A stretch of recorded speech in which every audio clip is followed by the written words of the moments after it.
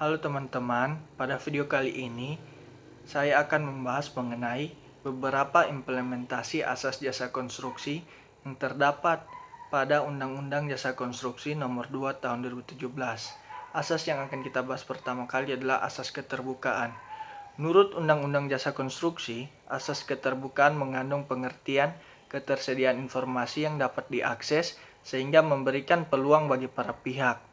Terwujudnya transparansi dalam penyelenggaraan pekerjaan konstruksi yang memungkinkan para pihak dapat melaksanakan kewajiban secara optimal dan kepastian akan hak untuk memperolehnya, serta memungkinkan adanya koreksi sehingga dapat dihindari adanya berbagai kekurangan dan penyimpangan.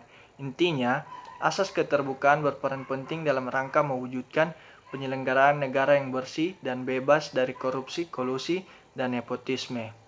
Untuk mewujudkan kesamaan pemahaman terhadap rencana umum pengadaan dan keseragaman format pengumuman rencana umum pengadaan, Kepala Lembaga Kebijakan Pengadaan Barang Jasa Pemerintah atau LKPP mengeluarkan peraturan atau Perka LKPP nomor 13 tahun 2012 tentang pengumuman rencana umum pengadaan barang jasa pemerintah.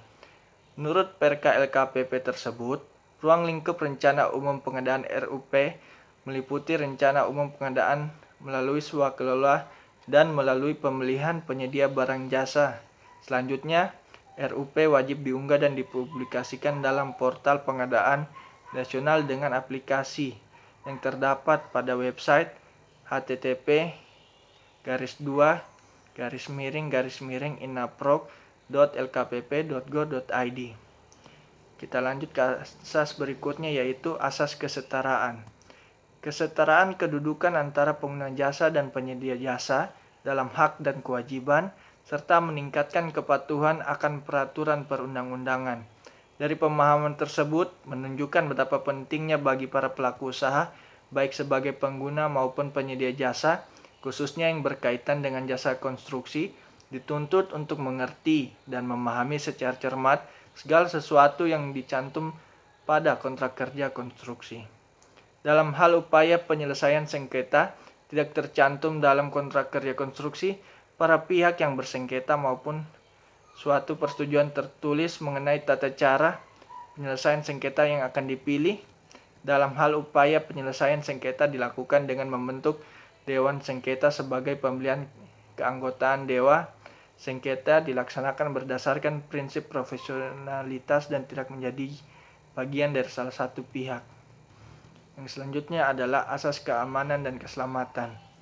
Dalam usaha menghindarkan serta memperkecil kemungkinan terjadinya kecelakaan atau penyakit akibat kerja, maka para pekerja perlu dilengkapi dengan pakaian kerja serta perlengkapan yang sesuai dengan persyaratan dan peralatan yang berlaku.